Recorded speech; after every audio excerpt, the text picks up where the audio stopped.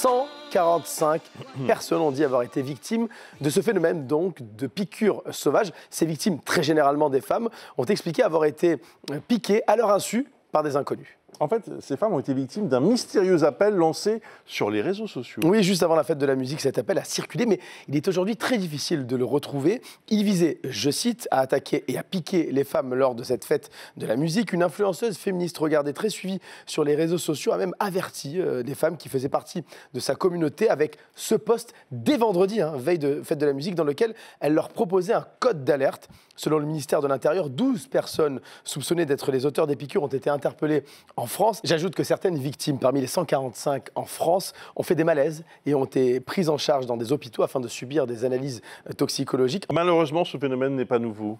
Il est apparu en 2021 à l'étranger et plus particulièrement en Grande-Bretagne. Il a ensuite traversé la Manche et s'est amplifié l'année suivante, en 2022, au printemps, en France. À cette époque, TF1 avait retrouvé Manon et Zoé, victimes en boîte de nuit d'une piqûre à leur insu.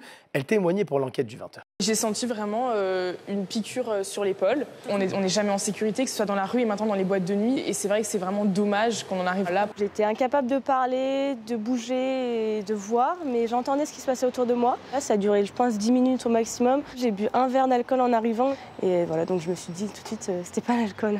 Le phénomène s'est ensuite raréfié, très peu de plaintes en 2023 et en 2024. D'ailleurs, la police ne relevait que très rarement d'infractions en lien avec ces piqûres, quasi aucune agression sexuelle par la suite ou encore vol de victimes. Et ce qui est très surprenant d'ailleurs dans ce mystère des piqûres sauvages, les plaintes avaient du mal à aboutir car les examens médicaux ne permettaient pas de déceler de substances particulières qui auraient été utilisées ou administrées à ces femmes. 145 plaintes, je vous le disais, en une nuit samedi soir en France, indiquent clairement que le phénomène surgit de nouveau. Si vous êtes victime d'ailleurs d'une piqûre en soirée, l'important est d'agir le plus vite possible pour que cela se voit toujours sur votre corps. Prenez des photos éventuellement, mais également pour éviter tout risque d'infection par la suite. Déposez plainte et rendez-vous dans l'hôpital le plus proche de chez vous pour faire constater cette piqûre.